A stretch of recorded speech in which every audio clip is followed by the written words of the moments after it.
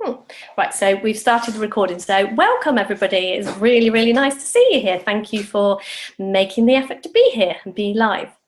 So these are the Lovely People webinars, because what I noticed over the last few weeks, I've been lucky enough to speak at a really nice conference full of the most beautiful people. And then the second I finished speaking, I jumped on an aeroplane and whizzed off to Spain and went to an equally nice conference. I had 4 days in Spain, just hanging around with just some of the loveliest people.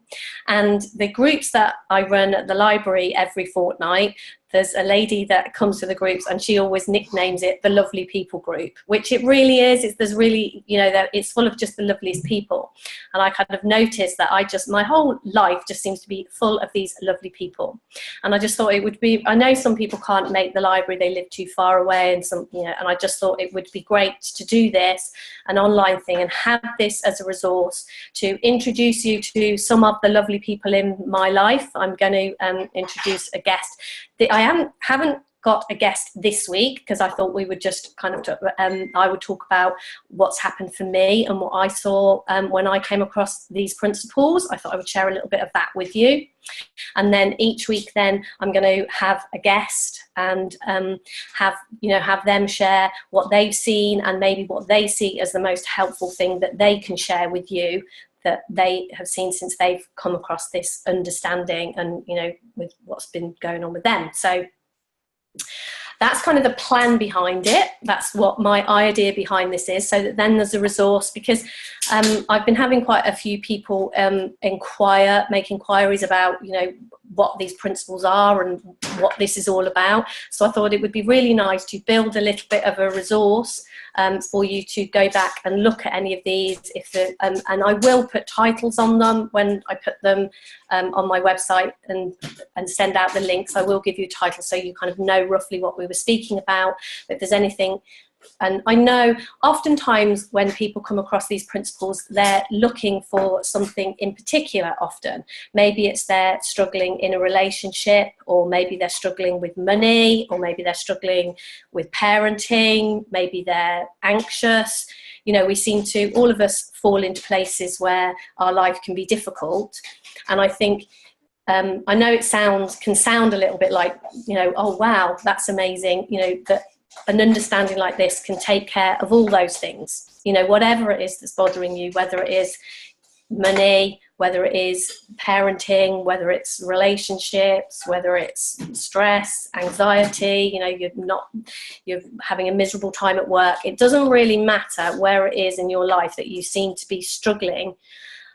Once you gain an understanding of these principles behind life and health as well, and physical health changes as we begin to look in this direction. And some of the guests that I've got coming on over the next few weeks are going to be talking about these various different areas and where they've seen it and where their transformation took place.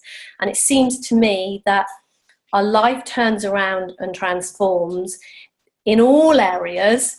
And particularly, if there's things we are struggling with, that changes, and then we notice good things happening in all sorts of other areas of our lives. So so that's kind of a little bit of background about what it is we're going to be doing here.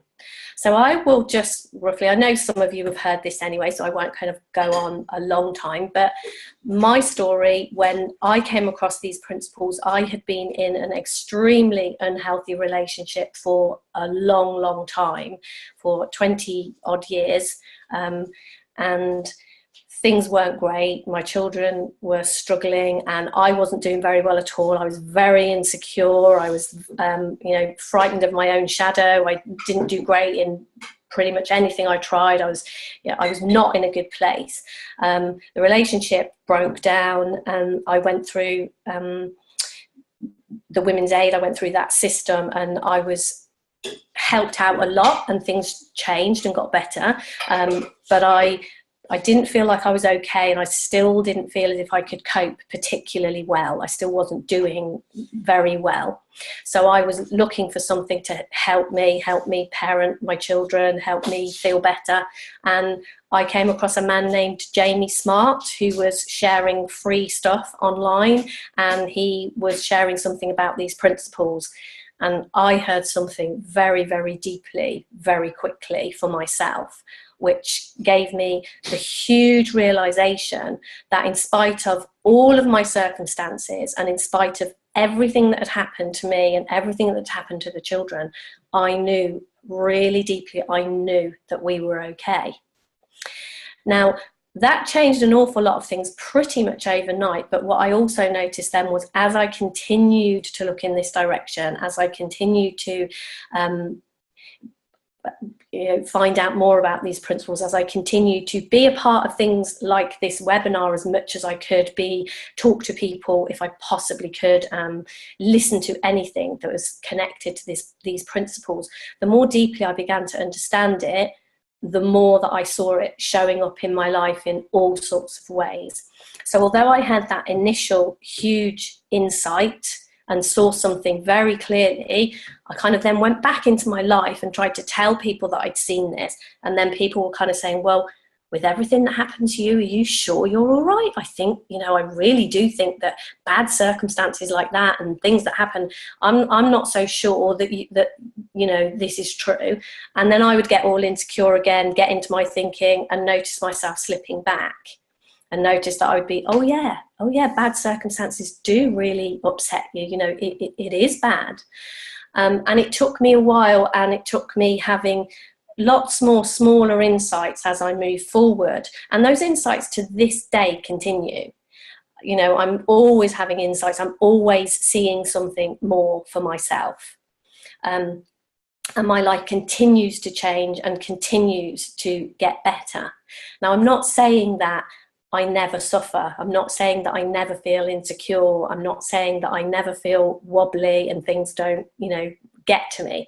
I don't think that is how this works. But what I do realize is when I have those feelings, when I feel like that, I know that I don't have to take any notice of it.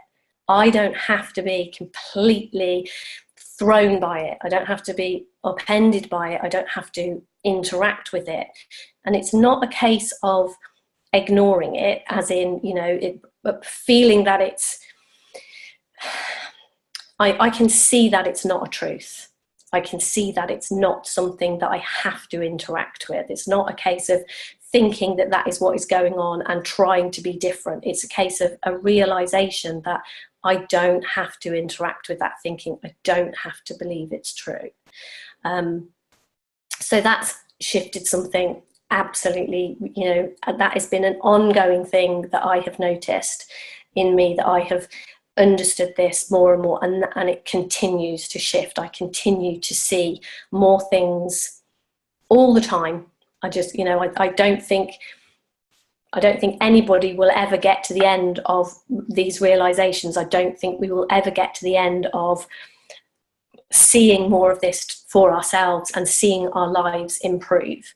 And I've noticed with all sorts of things that are going on in my life, I react very differently now. I am a very, very different person to the person that I was that first came across this understanding. And I know on this call tonight, I've got my two nieces, Becky and Lucy, and they have really they have kindly kind of offered to maybe jump in and share a little bit with you about what they saw in the change in me, because obviously they have known me their entire life.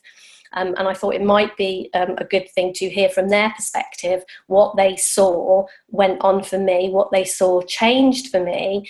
And also, they turned up on my doorstep separately. Lucy turned up first, and then it was about a year or two later that Beck turned up on my doorstep.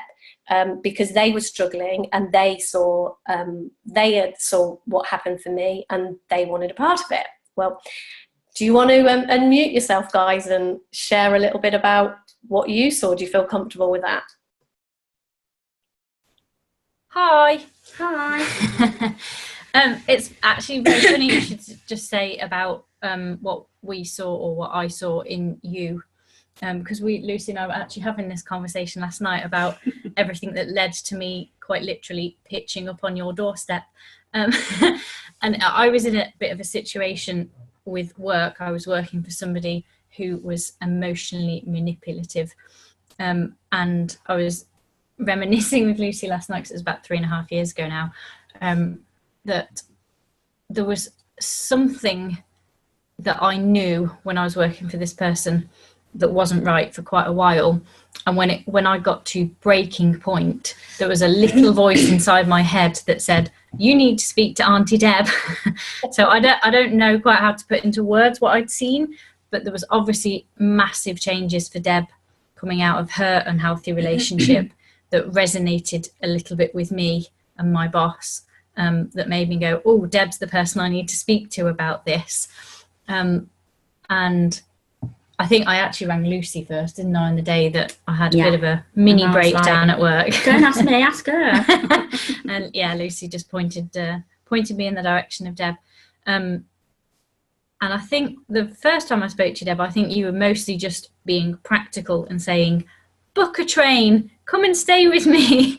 But when I came to stay with you that week, I think I was there for about a week, I can't even remember most of what you said to me, but I think there was something between the words, if that makes sense, that obviously hit home for me. It's what you're pointing to when you talk about the principles that lands as truth, if that makes sense. And it was that whole week I was just around you. We had some conversations, but a lot of it was you were having conversations with other people and around me rather than directly at me. Very clever. Yeah, and you just start to hear some of the truth in what's being said about where our experience comes from and what's going on for us, and that everything starts from the inside and works its way out. Even though I just come from a circumstance that looked like it was causing me problems, I think by the end of that week I was starting to see a little bit of a chink in that, and I was starting to see that actually maybe some of the stuff that was happening was coming from me somewhere on some level. So that's a little bit of where my kind of story. Do you want to share anything? Yeah, I think when I first rolled up on your doorstep, I was in a relationship with my ex-partner, and we just came down for the weekend, and it wasn't anything to do with, oh, I need fixing or whatever. We just came down to see you, and I kind of remember saying on the way home, I don't know what she was talking about, just thinking stuff, but it feels really good, and I think I need to talk to her more. I think I need to sort my head out. And I don't think that I realised that my head was in a mess until then. And then I saw how changed you'd become and how different you were, and I was kind of like, yeah, I'll have a bit of that. Yes, please.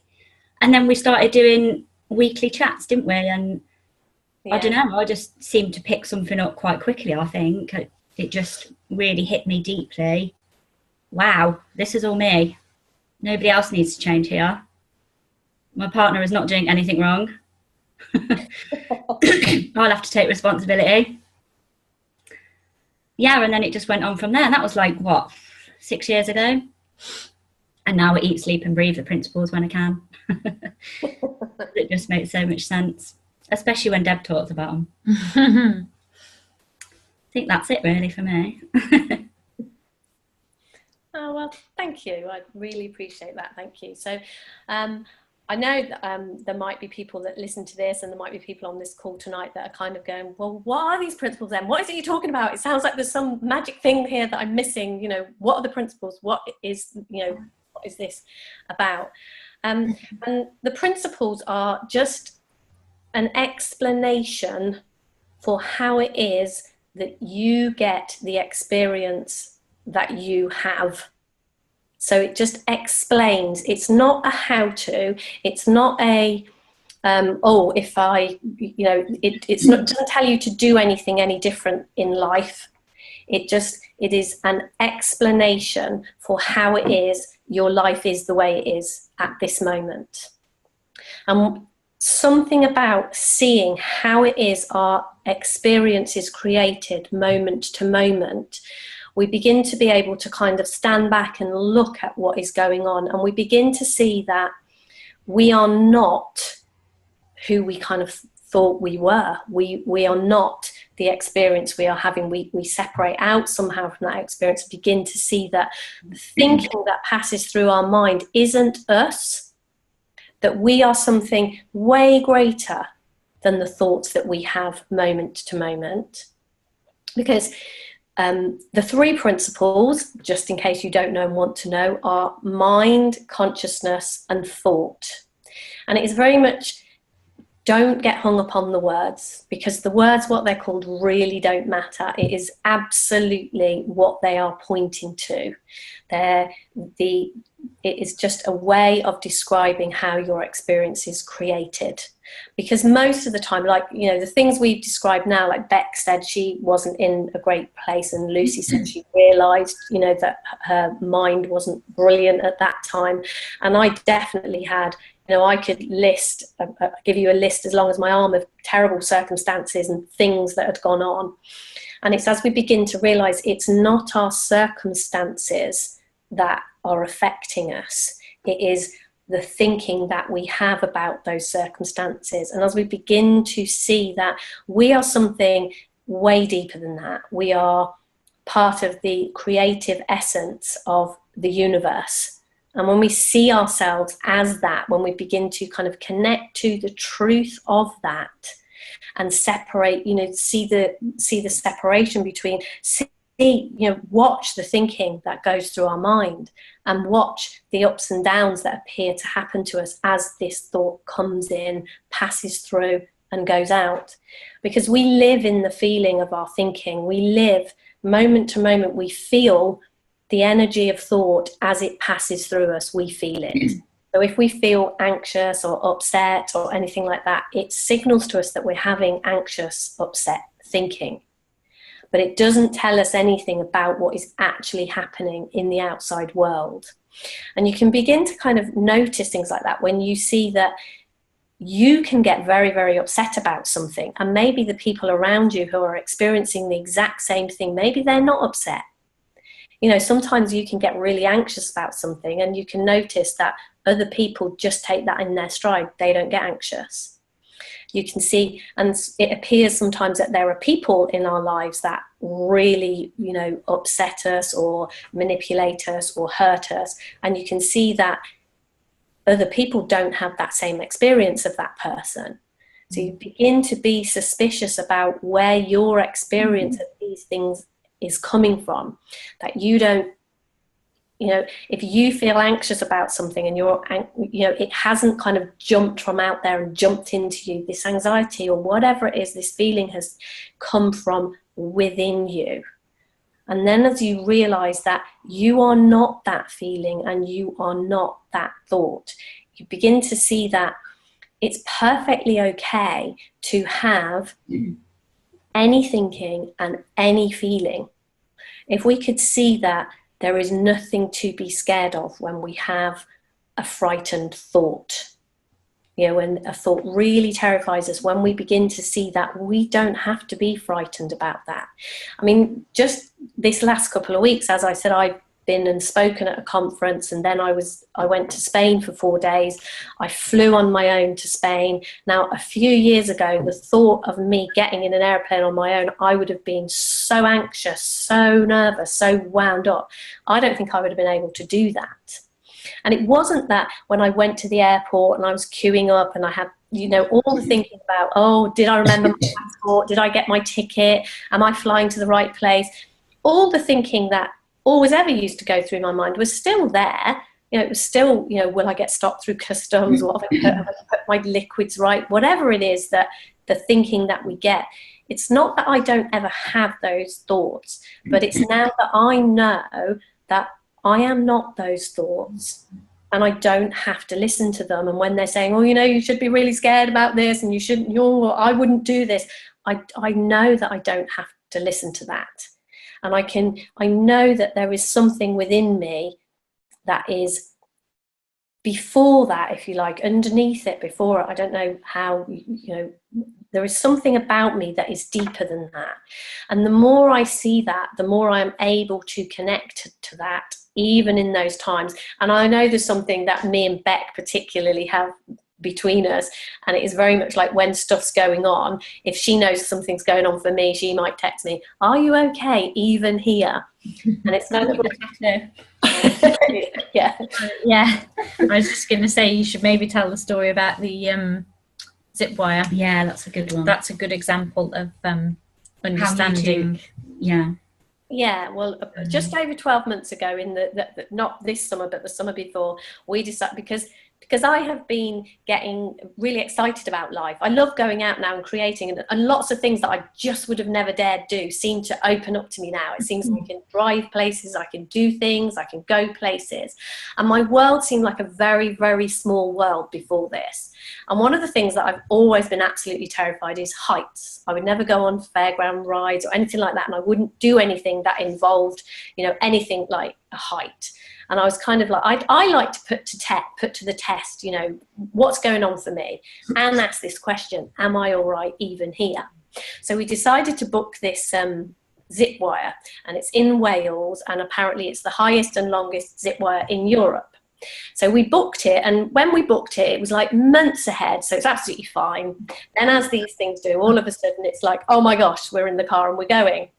So we go to do this zip wire, and before you're allowed to do this high zip wire, you have to do a lower zip wire first. I don't know, but anyway, they make you do this lower zip wire first. And I just got into this space. I just got into this calm headspace, and I was good, and I can do this. And we kind of got ready to go on this lower zip wire, and then really unusually, Beck went into meltdown. She was like, oh, I don't know whether I can do this. I don't know whether she really got in. And she said, oh, Deb, I'm in my thinking. I don't know what to do. But you need to talk to me. So I just started to talk to her. And one of the things that I said, are you all right even here? If you just stop and get quiet for a minute, I know you've got all this stuff, but are you all right even here? And she was, yeah. And it calmed her down enough. And she did this we both did this zip wire. And Lucy and the people that were with us, we all did it. And as soon as you get off, you zip wire down this small zip wire, you literally get off, and they bundle you onto a bus to go right up to the top to do the great big one. So you don't have much time to think about it. And as we were on the bus, that was when I went into oh my God, I don't know whether I can do this. We were trundling up the side of this huge great quarry in this back of an open back lorry. And I could see all the way down, and I could see that we were getting higher and higher. And I was going in and out of sort of being okay. And then Beck said to me, oh, I know why I got scared now, so that you could talk to me, so I knew exactly what to say to you when you went into meltdown. Beck was kind of coming back to me, are you all right even here? And that just somehow managed to yourself out of the truck and off the mountain nearly. Yes. And I did the zip wire. I did it, and it was just brilliant. It was amazing. And I kind of saw from that even though I was having that thinking, I was okay. I deeply saw that I wasn't that thinking.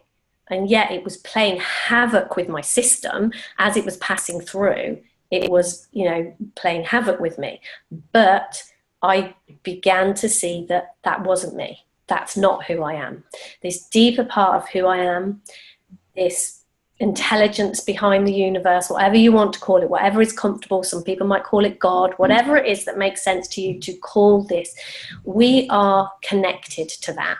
That is where, we are the oneness of life. And as we begin to see that for ourselves, and it almost looks to me like the more I connect to that, and that's why I love doing things. I'm actually going to jump out of an aeroplane at the beginning of next year. It was put off. I was already supposed to have done it, but I haven't. But I'm going to do that. And when I flew to Spain, I was actually looking out the window of the aeroplane to kind of see what it might be like. And I am absolutely sure that my thinking will play havoc when I do this as well. But I quite enjoy doing things like this. I quite enjoy pushing myself and getting out there. You know, even doing these webinars would have been something that would have just been an absolute no-no for me at one time. I would have got into a lot of thinking and not been able to speak like this. But I really enjoy kind of doing these things, and because it's at times like this that we can see, you know, our thinking, you know, even tonight when I'm talking to you here, there's things going on in my mind. My thinking's doing things. Oh, are you saying the right things? Oh, do you think these people will understand what it is you're saying? Oh, you know, do you look stupid on the screen? Whatever it is, you know, our thinking does these things, doesn't it? You know, we all have this. I'm sure you're the same, that you have, oh yeah, and my notifications, I don't know how to turn my notifications off on my computer, so they keep making noises, and then you think, oh, does that look unprofessional? Your mind is continually giving you this stuff, and in every moment you have the choice whether you engage fully with that and begin to get anxious. And as we get into those places, as we get scared by the thinking that passes through our minds, I mean, if I have the thought, you know, oh gosh, yeah, you know, you're doing terribly on this webinar, people are just going to think you're stupid, and if I listen to that kind of thinking going in my head and then go into meltdown and don't do it, our world just gets smaller and smaller, because we stop ourselves doing these things and we lose ourselves. We lose who we truly are. We lose this deeper connection to, you know, our creative nature, the truth of who we are. We lose that in our life. And it's just so sad when you see amazing people that could be, you know, doing all sorts of things, losing this connection that or appearing to lose this connection that they have to themselves. Because the truth of it is, we can never truly lose that connection. We can never truly, it is who we are and we can't get away from it. But thought, when it comes through our mind in that way, can give us a really, really good run for our money. It can really have us believing that we're not okay. It can really have us believing that we're not creative, we can't earn money, we're not a great parent, we are an anxious person. Whatever it is that our thing is, thought can really convince us of the truth of that. And if we engage with that thinking and lose ourselves in it, it can really feel as if we've lost this deeper connection to who we are. And looking in the direction of the principles and looking in that direction really it frees us up and brings us back to us. It allows us to be who we are again. And okay, if your stuff isn't jumping out of airplanes and doing zip wires, that's fine. But you know, whatever your stuff is that you enjoy doing, it looks to me like we're here to enjoy our lives, you know, have great relationships, be in relationships with people where we can have fun. Parenting can be great fun. We can, you know, be a great role model for our kids and have a really good time with them as they get older, a really good relationship. And it looks to me like all of those things are available to us. And the more that we connect back to the truth of who we are, it looks to me as if that is a byproduct of this understanding. We look in the direction of understanding and begin to see the truth of who we are, and that plays out in our life, that our experience of life gets lighter, easier, better. Whereas it seems if we try to change our experience by going into the experience, we just seem to mess it up more. It looks like we kind of go back to the place where our experience was created, and then that, you know, our experience changes from there. But I'm kind of aware that I've been rattling for a while, so I wonder if anyone has got any questions, if there's anything that you're not understanding, or if there is anything that you are understanding, anything you do, you know, you can unmute yourself, or I can do it for you probably. But has anyone got any comments, questions, anything that they would like to add or share?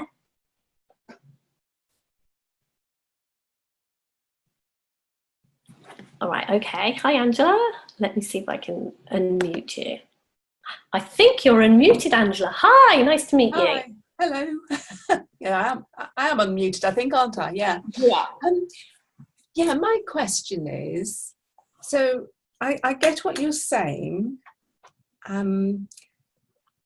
but how in the moment of when you're suddenly feeling panicked or terrified or something really awful feels like it's happening to you, do you manage to switch into this other mode? Well, to me, the way that looks like that works is that is kind of, it's like we all have thoughts passing through our mind moment to moment, and we don't control what we think. We don't know what the next thought is going to be. And when we become anxious, it's because an anxious thought has popped into our mind. And our mind tends to, if we kind of go into that anxious thinking, it's almost like our mind closes down and gets smaller. And what it looks to me like is, as I have understood this, as I've looked in this direction, it's almost like when an anxious thought comes into my mind now, because of what I know to be true, because of what I've learned, it's almost like the next thought after it is, are you sure that's real? It just, or something like this will come into my mind. And it's not something I do. It's not that I'm anxious and there's something that I actually do, but it looks like understanding our own mind opens our mind up. And it looks like anxious thinking, when we don't understand it, closes our mind down. Anxious thinking, when we do understand it, passes through, but so does something else. You know, this connection that we've got to the knowing of being okay. It sort of, it loosens that anxiety. It just doesn't quite feel as real. There's something in you, there's something there that you're suspicious of it. There's something else that you seem to know. And that appears to me to be just a byproduct of understanding. It doesn't feel like something I deliberately did.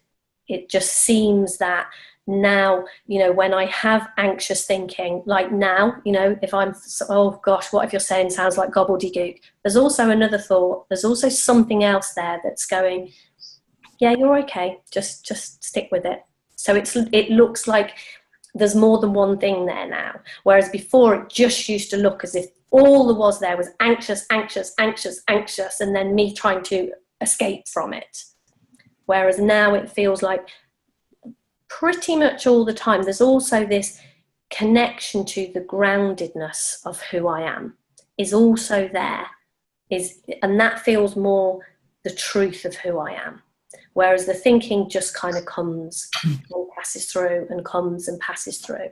And the one thing that I know from experience is we don't stay anxious forever. If we have an anxious thought, what you notice is that it will pass at some point. We don't stay in that place forever. And it's kind of like a clue that anxiety is caused by a thought that is passing through. And whilst it is there, whilst it is passing through our system, we feel it. That's how the system works. Does that answer the question? Is it? Yeah, it does. Yeah, thank you. Yeah, do you almost have to train your mind, though, to say, hang on a minute, there's another way of dealing with this? Do you find that happens consciously? No, I don't find. I think that it just feels like there's more available to me now. It doesn't feel like something I trained my mind to do. It feels more as we begin to be around the principles and hear a little bit more. Get into this conversation. We have insights. And human beings you will have had insights. This isn't something that just suddenly starts to happen. We have always had insights. It's just that kind of aha moment, that, oh, I get it. It's just like that kind of thing. And we get it over tiny little things, big things. We insightfully see something. We kind of, something suddenly makes sense. Somebody can say something and say something and say something, and then suddenly the penny drops and it makes sense. So human beings have insights. And it looks to me that as we begin to understand the truth about our nature, the truth of who we are, we have insights around that, because it seems to me we have insights around an area that we are investigating. You know, if you were learning about mechanics, if you started reading books and looking, you would also have insights around mechanics. And it looks, if we begin to get curious about the truth of who we are, if we begin to look at knowing ourselves, we begin to have insights about ourselves. So it's a natural occurrence. It isn't something that we have to work terribly hard at doing. It just seems that occurs to me in a way that it just wouldn't have occurred to me before. It now occurs to me in, you know, all sorts of, I've got 3 children, a partner, a load of nieces, you know, I've got a family, got parents, aging parents.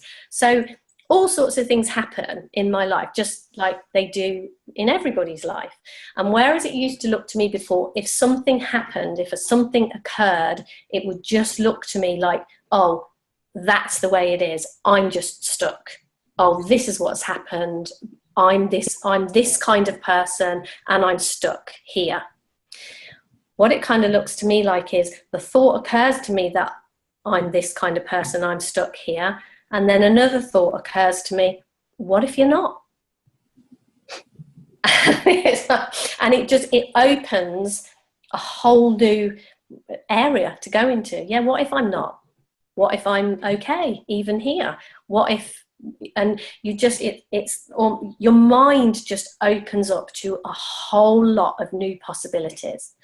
Because I think we have never, or certainly for me, I can only speak for me personally, I never knew that this was available to me. So I thought if a thought was in my head, it must be real. It must be the truth.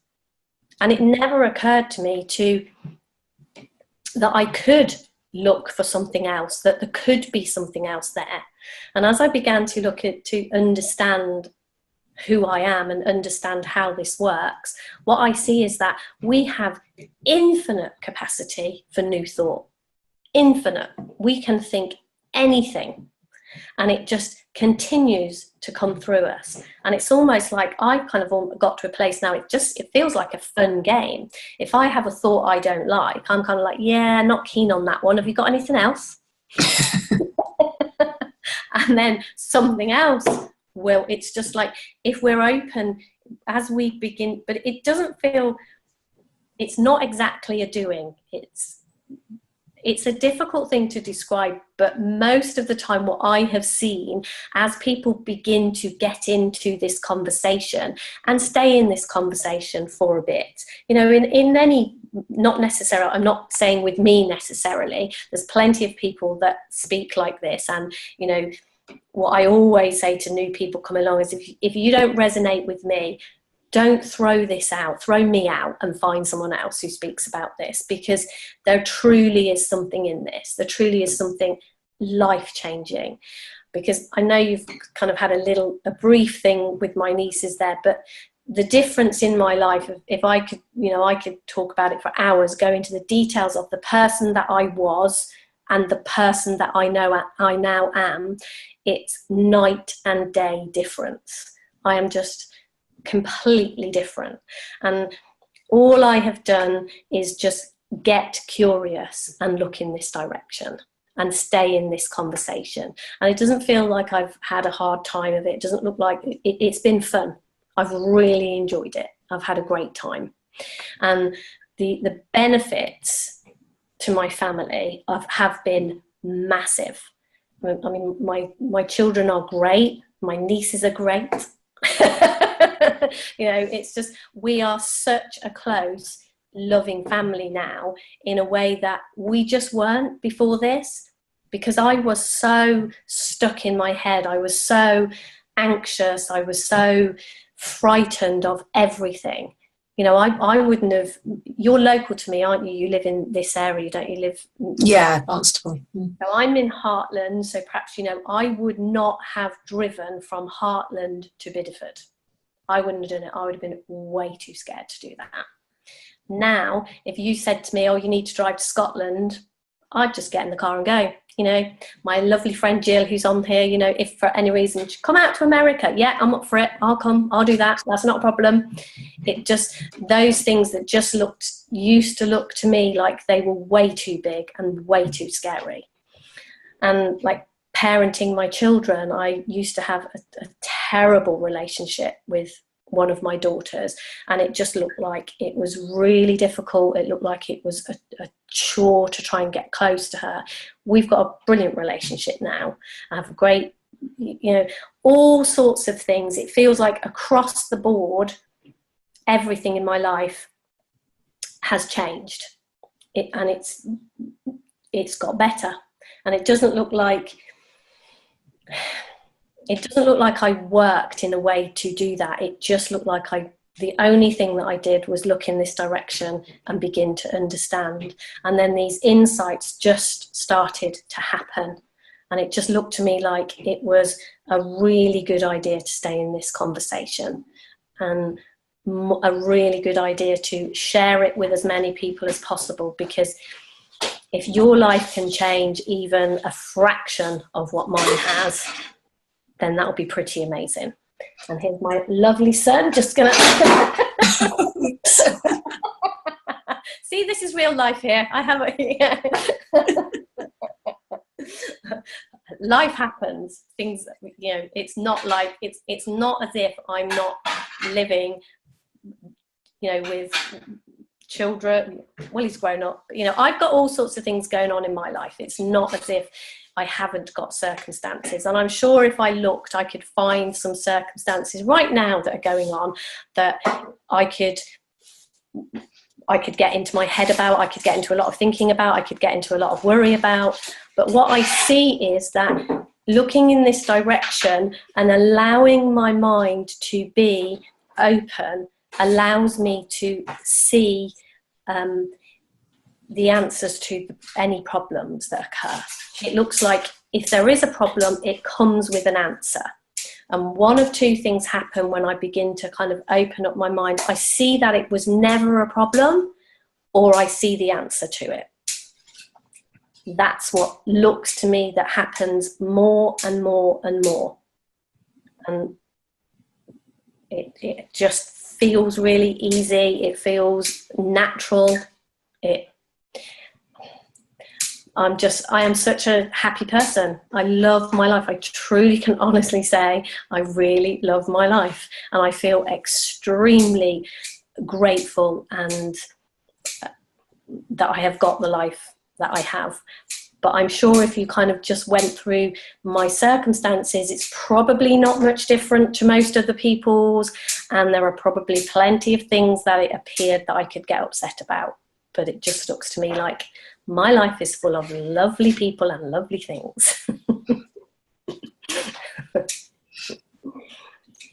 So have you got any, has that kind of answered your question? Is there anything else you would like to add or ask, or would anyone else like to?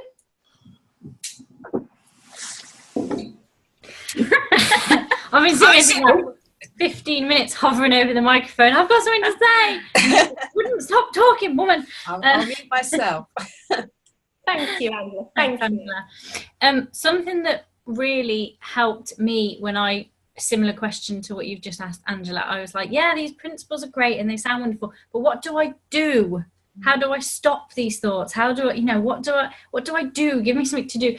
And so I heard somebody, and it may have been you, Deb, who knows, that talked about the fact that we have an inbuilt system in exactly the same way that if I cut my finger, I don't have to do anything. I don't have to train my body to, like, you know, replenish my skin cells and whatever else happens.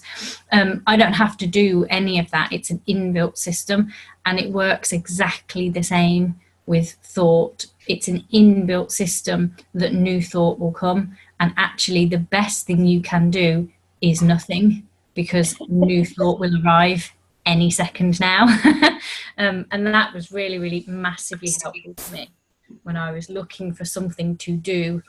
Actually, counterintuitive though it is sometimes, the best thing you can do is nothing, and the system works. Thanks, Beck. I'm glad I eventually shut up. Yeah, me too.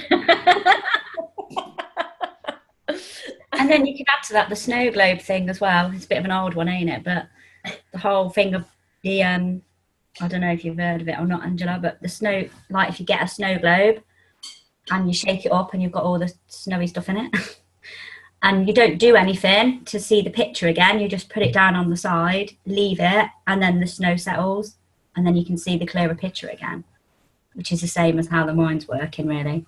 Well, that's how I understand it. You don't have to do anything. Yeah, the quickest way to calm the mind is do nothing to calm the mind. Is just leave it, yeah. Any kind of doing is like, in the snow globe analogy, anything we do is shaking up the snow globe. It's like, what do I do to get rid of this thinking? It's like, what do I do to make this settle? What do I do to make it settle? And it's like, put it down, leave it alone. Get out of your own way. Because we do notice when we get into situations when we're upset or anxious or in any of these places, we can see for ourselves that at some point it moves on. You know, we don't stay in that place. Whatever it is, we come out of it. So has anybody else got any questions or comments or anything they would like to share? Julie, are you unmuted anyway? Yeah, I have. Can you hear me all right? Hi, Julie. Nice to see you. Thank you. First of all, I'd just like to say I just love the way you talk about the principles. I've been aware of them for about 4 years now, and it's just refreshing. The lightness that you hold around them is just so lovely. Thank you.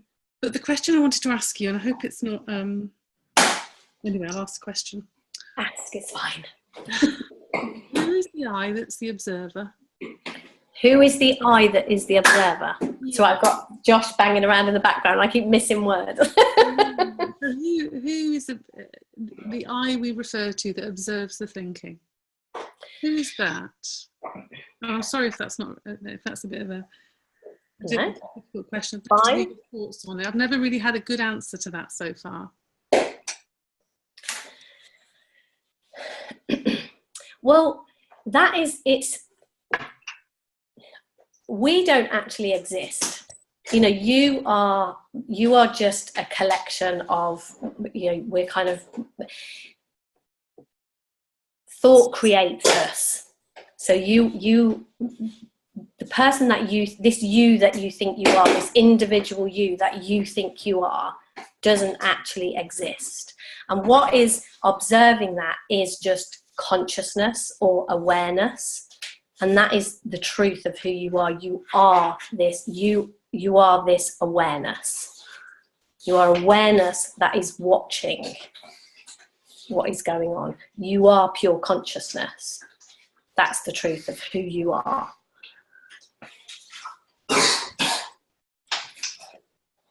That's what it looks like to me. It just looks like we are this, you know, the essence of the universe. We are consciousness. We are the oneness of everything. We are absolutely all one from that place. And then we have made up, the person that we think we are is just purely made up in thought. We are something thought created. Now, to have an experience, like, I suppose you might say we're like the person that what we think we are is maybe the ego or something like that. So it almost looks like you're kind of, okay, I want to get rid of my ego. But if you entirely get rid of that, you won't have a human experience. And actually, I mean, this is one thing. I love having a human experience. I think it's great. You know, I think it's brilliant. And I don't want to completely get rid of that. And, you know, why would I want to? It feels like fun that we can be that. With this understanding that we are the observer of this. And when we connect, we're always connected. You know, words get in the way a little bit, and words kind of make it difficult to kind of say, and because words themselves are not truth. So any words that you use can be interpreted, you know, oh, so now I've got to connect with something. Well, obviously we're totally connected with it, but it appears because of our thinking that we lose this connection.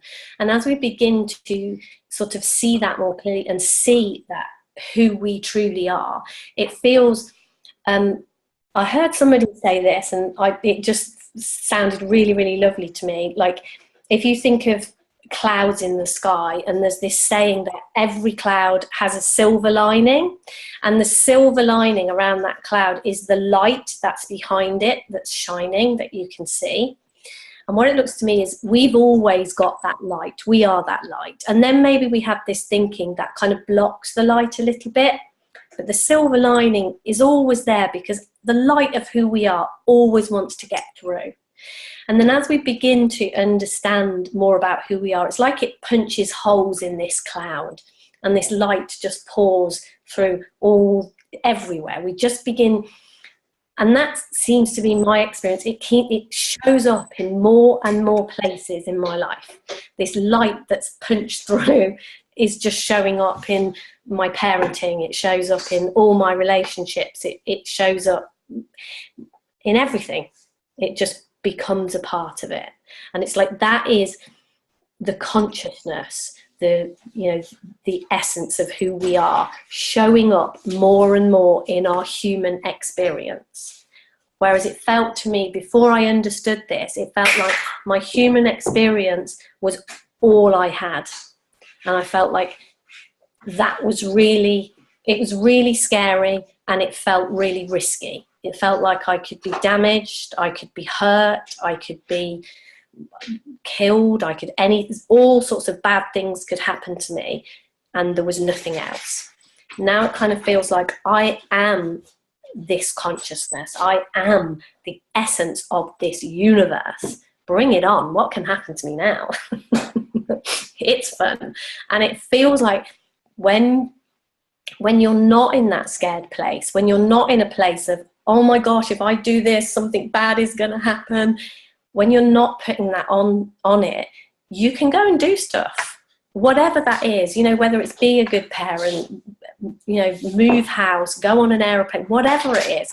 It feels like when you take all that risk out of it, you can still, you still have an intellect, you still have a mind. It's not, I'm not stupid, but it feels like there's so much more open to me moment to moment in my life, because of that understanding of this deeper, just that I am awareness, I am consciousness, I am the creative essence of the universe. Does that go somewhere to answering the question? That was really beautiful, and it reminds me a little bit of the old diamond metaphor. The one that was explained at the conference. Yeah. And the same thing we got from that the diamond was occluded, but from what I heard from you, going back to the cloud metaphor, not at all. The diamond is actually shining through the holes that have been punched in the metaphorical, what. But the other thing I heard in what you said, though, was that the divinity that we are, and words are just, Rudy often says, trying to describe this with words is like painting a Monet with a brick. Words really let us down in this, but I really kind of saw the sort of sense of divinity of who we are and how we're all connected. But all the personality, the discernment, all these different things that we seem to operate through each day, that's that's thought. Excuse my language, it's very poor, but that is ultimately thought passing through us. And it's lovely to come from that perspective of what sits behind that unbreakable, that sense of who we are as individuals, but as collectives as well. So we are all connected. And in that sense, almost nobody can hurt us. No, it doesn't look to me as if anyone can hurt us. Wow. That's a biggie. That was lovely, thank you. No, thank you. Thank you for being here. It was really lovely to chat to you. I'm kind of noticing that we're almost getting to the top of the hour. So has anybody else got anything else they would like to add, share, ask, Anything?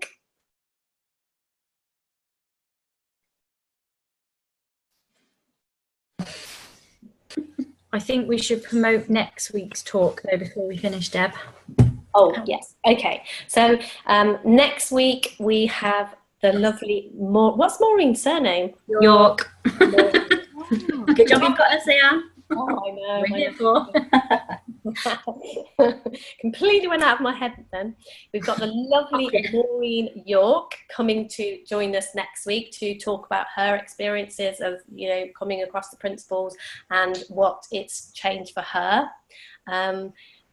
So yeah, we're going to be due to do it at the same time next week, 7 o'clock on Wednesday. It will be recorded. I think now you've once registered, you will automatically get reminders for this. If you want to unregister at any time, please feel free to do so. I will be kind of, you know, putting stuff on Facebook. Yeah, other stuff that I'm doing, if you're near enough, I'm at the library in Barnstaple tomorrow. So if you're near enough to come along to that, it would be absolutely great to see you there. We have a great conversation there, and sometimes we even go out and eat afterwards, which is really good. The best part of the evening, apart from when they're playing bingo and you can't hear yourself talk. I send out a daily email, a daily inspirational email that you can, if you're interested in getting that, you can sign up for that on my website. And I'm adding a couple of other courses and things to my website, which should be on there by about Monday, hopefully. So my website is deborahsimmons.co.uk. So you can always go along and have a look there, and I will kind of keep you informed of anything like that. Is there anything else, girls, that I was supposed to remember to say? Retreat in February. Oh yeah, we've got a retreat in February that is going to be held near where I live, near just at a youth hostel on the edge of Heartland, looking out over the sea. So yeah, we've got that coming up in February the 23rd to the 26th, I want to say. So, and if anyone has got any questions about anything else, or if anything tonight, you know, puzzled you or anything like that, and you want to message me or contact me, I'm always, as you've probably noticed, I could talk about this forever, and I'm happy to. I love seeing people begin to understand, and I love people, you know, when their life begins to change. That's really what I'm about. That's what I want to see. So, you know, if anybody wants to contact me, you're very contactable, I think. Apart from the microwaves on. Oh yeah. So is there anything else anyone else would like to add or say before we call it a night tonight? Thank you. There's just one thing that I want to actually ask. Lovely Jill, would you come and be a guest and talk to us all about your book one week, please? Hey, I'm organising the guests. Definitely. We don't have to talk about the book, but we can. But we can talk about whatever. Yeah, that'd be great. Thank you. You know. Thank you very much. Yeah. And now that I know you're going to come to America, She'll be there tomorrow. Look out. No, I won't be there tomorrow because I've got my library meetup. So yeah. Otherwise, I definitely would. Come for Thanksgiving next week. That'd be cool. Go to Jill's instead of Deb's then next week. Be careful what you wish for, Jill. You never know what will happen. Right, well, thank you very, very much, everybody, for joining us this evening. As I said, we will be back here again next week. It was really great to see you, and hopefully see you all again soon. Thank you very much. Bye. Bye.